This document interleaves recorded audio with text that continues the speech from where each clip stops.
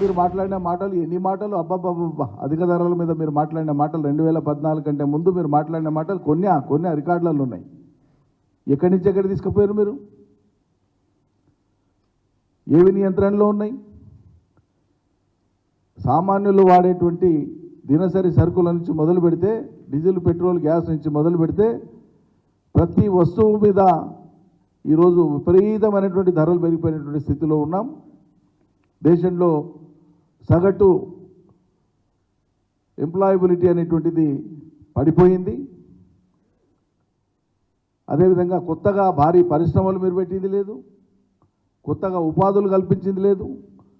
మీ చర్యల మూలంగా తెలంగాణ రాష్ట్రంలో ఏమన్నా కొద్దిమంది లక్షలాది మంది యువకులకు మేము ఉపాధి ఇచ్చినామని చెప్పేది ఏదైనా ఉందా? ఒకటన్నా మేము ఒక రాష్ట్రంగా తెలంగాణ రాష్ట్రంగా కొత్తగా ఏర్పడిన రాష్ట్రంగా అనేక ప్రయాసాలు కోర్చి ఐటీని అభివృద్ధి పరిచి ఐటీలో సుమారు 6,30,000 ప్రత్యక్ష ఉద్యోగాలను పెంచినాం. టీపాస్ ద్వారా కొత్త పారిశ్రామిక విధానం ద్వారా అనేక చిన్న మధ్యతరగతి భారీ పరిశ్రమలకు అనుమతులు ఇచ్చి లక్షల మంది యువతకి ఉపాధులు ఇచ్చినాం. అనేక రంగాల్లో ఉపాధులు వచ్చినాయి. వ్యవసాయాన్ని అద్భుతంగా ముందుకు తీసుకొని పోయినాం. 2.5 కోట్ల మందికి ప్రత్యక్షంగా ఉపాధిని పెంచినాం. ఇట్లా ఒక్కొక్క రంగాన్ని తీసుకొని అత్యద్భుతంగా తీర్చిదిద్దినాం మేము. మీరు ఆ రకంగా ఏమి చేసినారు? మీ చర్యల మూలంగా ఈ రాష్ట్రానికి జరిగిన గొప్ప మేలేంది? ఎందుకు మీకు ఓట్లేయాలి? అన్ని రంగాల్లో అధోగతి పాలు చేసినందుకు వేయాలన్నా బీజేపీ కోట్లు? ఇది ఇట్లుంటేగా కాంగ్రెస్ది చెప్పిన మాటలు అమలు చేసేది పక్కకు పెట్టి దినామో కొత్త నినాదం, దినామో కొత్త ఆశ కల్పించడం. నిన్నటికి 1 కోటి మంది మహిళల్ని కోటీశ్వరులు చేస్తారట.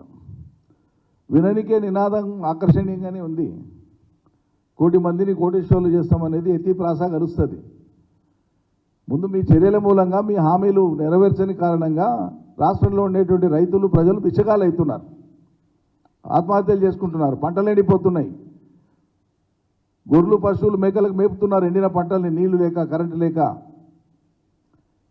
ప్రజలు మీరు ఇస్తామన్న 4,000 పెన్షన్ లేక అందక అధోగతి పాలవుతున్నారు. ముందు వాళ్ళు బిచ్చగాలు కాకుండా కాపాడండి. 1 కోటి మందిని కోటీశ్వరులు చేసే సంగతి దేవుడు ఎరుగు. ఇలా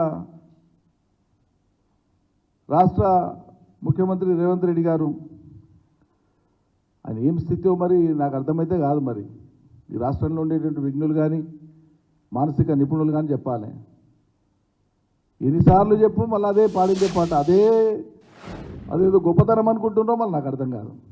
ఆ భాష మాట్లాడడం, గుడ్లు బీకి గోళీలాట ఆడతామంటారు, తొండలు వదులుతామంటారు, మానవ బాంబులు అంటారు. ఇవన్నీ నిజ జీవితంలో ఎక్కడ కూడా ఆచరణలో సాధ్యమయ్యేవి కావు, పనికిమాలిన మాటలు ఇటువంటివన్నీ. ఈ గుడ్డు బీకి గోళీలు ఆడతా అనేటువంటిది మాట్లాడడానికి అబ్బో ఎంత మాట్లాడినానికి పనికి వస్తుంది, కానీ నిజ జీవితంలో ఏడా సాధ్యం కాదు ఇది. అంత కోరిక ఉంటే ఒక సినిమా తీసి దాంట్లో ఆ పాత్ర వేసి ఆ ఆట ఆడుకో, ఇంకోసారి ఇటువంటి భాష వాడకు. సభ్య సమాజం అంగీకరించదు. కాంగ్రెస్ వాళ్ళు కూడా సిగ్గుపడాలి ఇటువంటి భాష వింటున్నందుకు. మీకేమనిపిస్తలేదా కాంగ్రెస్ నాయకులకు, శ్రేణులకు, అందరికీ? మీరు ఒకటంటే మళ్ళీ అది మీకు వచ్చి తగులుతుందని తెలీదా?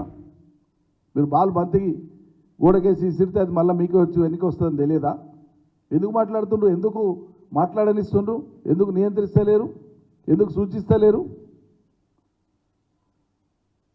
దురదృష్టం ఏంటంటే 3 మాసాల కాలంలోనే తెలంగాణ ముఖ చిత్రం, తెలంగాణ జీవన చిత్రం అయిపోతుంది.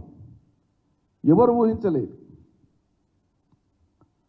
ఇంత అధోగతికి తీసుకుపోతారని. ఇప్పుడు అదృష్టం కొద్దీ మీకు అవకాశం వచ్చింది. మా మీద కోపం వచ్చిందో లేకుంటే మా మీద ప్రేమ తగ్గిందో లేకుంటే చూద్దాం వేరే అనుకున్నారో ప్రజలు, సరే వాళ్ళ నిర్ణయాన్ని గౌరవించాల్సిందే, తప్పదు. మీకు వచ్చిన అవకాశాన్ని జాగ్రత్తగా వాడుకోమని చెప్తే ఇతరుల మీద తిట్ల పురాణం ఎందుకు? ఏమవసరం ఉంది?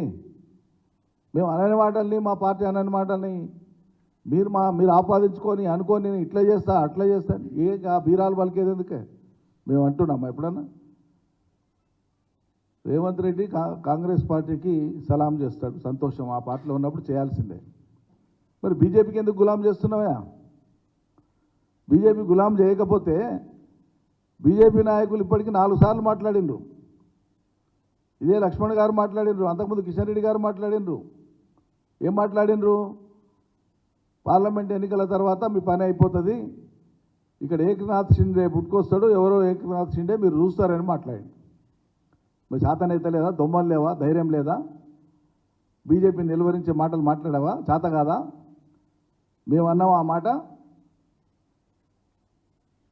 దింపేస్తామని బీజేపీ వాళ్ళు నేరుగా మాట్లాడుతుంటే వాళ్ళ మీద మాట్లాడడానికి చేత కానీ రేవంత్ రెడ్డి ముఖ్యమంత్రి బీజేపీ మీద మాట్లాడడానికి నీకు దమ్మే లేదు. మోడీ గారు వస్తే